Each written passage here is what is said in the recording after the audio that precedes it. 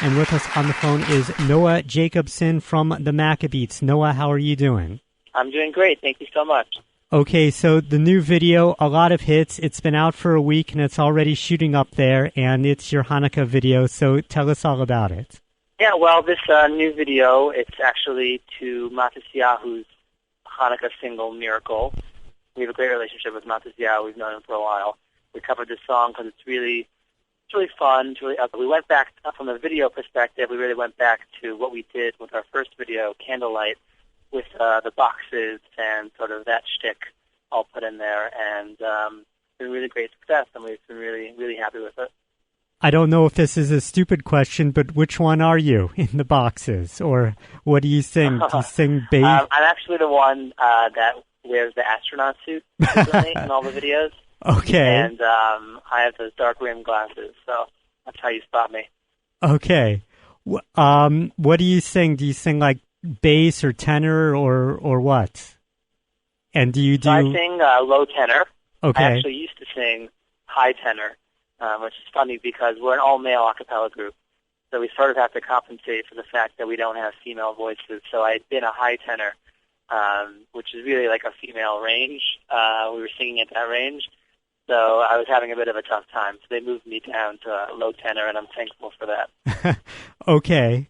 How many guys are you, and how long have you all known each other? There are 14 Maccabeats, 14 altogether. Not all of us joined at the same time. We formed in 2007 with about 7 members, and with each successive year, we tried out new members. I personally, this is my 3rd year in the Maccabeats. Mm-hmm. This year, we actually did not take any new members. Understandably, none of the members of the group wanted to leave after the success of our music video. So we're actually stuck at 14 now, but it's a good group. It's a good core group. We know each other well. We sing together well. So we're looking to keep that up for a while. Now, about the song Miracle, this is a kind of interesting song, and I know Matisyahu wrote it and you didn't, but what's with the lyrics? I mean, what I'm trying to say is this is a brand new song. It's not like a children's song. It's not a traditional song. It's totally new lyrics in English about Hanukkah, you know? Right. Well, I'll start by saying that I think we like to think that we sort of started, and if not started, really popularized a genre, a new genre, and that is the Jewish music video parody genre. So you'll see even this Hanukkah, as opposed to last Hanukkah, where there were really maybe 3 videos out. There was the Maccabeats, there was the Fountainheads. There were a couple more, but really it was limited to 2 or 3 videos. Now for Hanukkah, you see a year, fast forward 1 year, there's just a ton of videos out there. I think there are like 8 or 9. And they all follow this Jewish parody idea. So it was interesting that for this video, we actually departed from the strictly parody idea. I mean, you mentioned that yourself. You know, this song isn't a parody.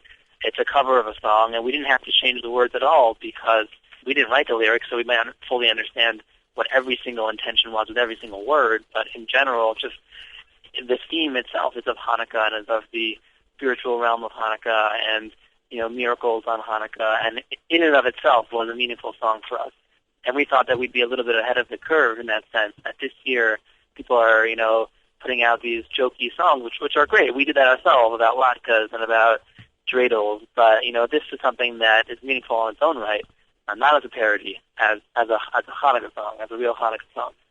I don't know if parody is the right word for what you guys are doing. I mean, parody implies like, I mean, maybe this is debatable, but it implies like Weird Al Yankovic, where the purpose is to be a comedy or humorous. But I guess it's technically a parody or a cover song, or is it? Right. Yeah, no, I agree with that. Parody is an interesting word, and I'm not sure how exactly it would fit. I think the main idea, sort of where we come from with what we do, as a group in general, before we were putting out these music videos, we would take ideas that are rooted in Jewish thought, traditional, ancient Jewish ideas, and try to put a modern spin on them to make it more accessible for a modern audience. So way before we put out Candlelight, our favorite song, what we sang at all our concerts, was a song called Lecha Dodi. And obviously the Jewish words, are from the Jewish liturgy, from Kabbalat Shabbat, what we say every Friday night.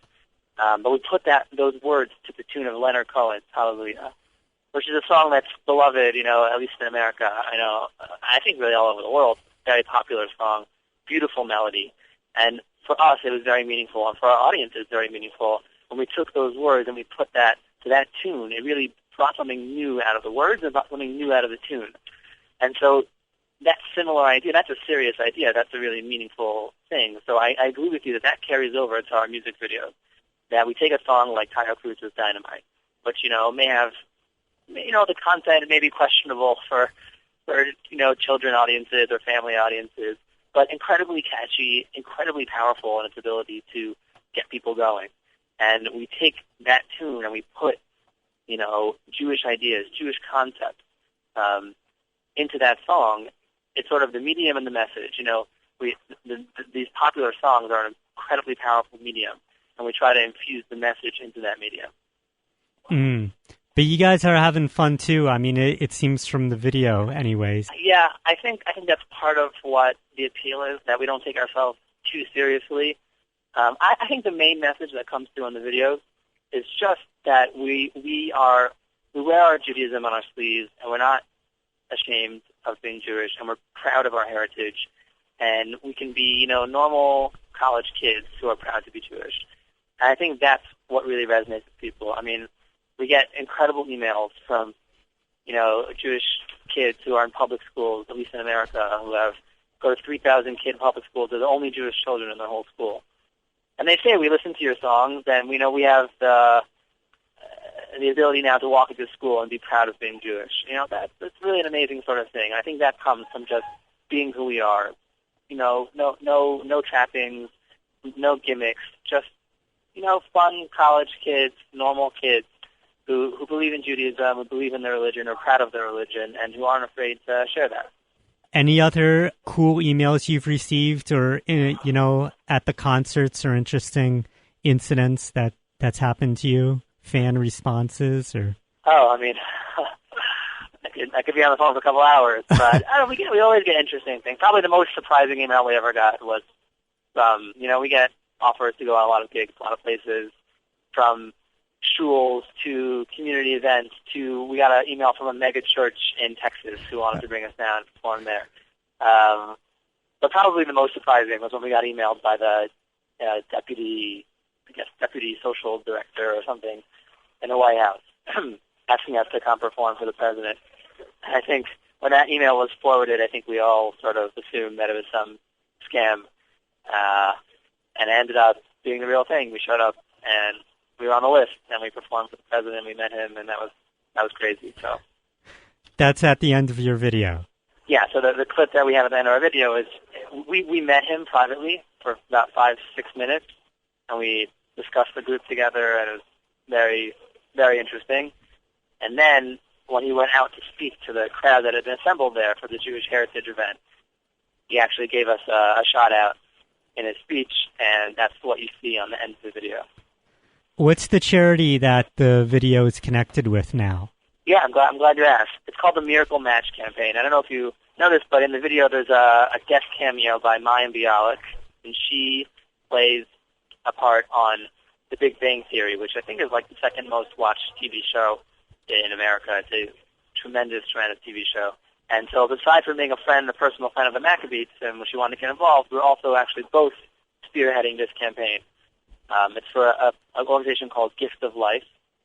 It's a very special organization which swabs people to see if there are matches for bone marrow transplants for cancer patients. We actually contacted them about having swabs at our concerts perform. We've done over 200 performances since last year. We literally travel the country, we travel the world performing, and we were wondering if we could have people swabbed at our concerts, whether that would be something they were interested in. What does that mean, swab? You take a cotton swab. You know what a cotton swab is? Cotton. Like at the doctor's. You just swab your cheek. It takes 5 seconds, and they can run a test. They can check to see if you're a match to be a giver of bone marrow for a bone marrow transplant. That's cool. Right. So, just the last point is that we offered to have people swab at our events. What we found out is that they don't have the money to process. Each swab costs a certain amount of money to process.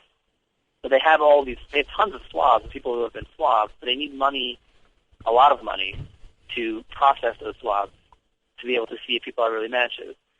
So we took it upon ourselves to do a campaign. We want to raise $80,000 by the end of Hanukkah. We're up to about, I think, 17,000, 18,000. So it's a good start, and we're really excited about it. That's nice. And the website is Maccabeats.com/match. Is that it? Maccabeats.com? We actually have a new website. Okay. State-of-the-art website up that has all the info and all the donations. It's called MakeSomeMiracles.com. MakeSomeMiracles.com. MakeSomeMiracles.com. I think some people, depending on your age, know Mayim Bialik from The Big Bang Theory or know her from Blossom. Right, exactly.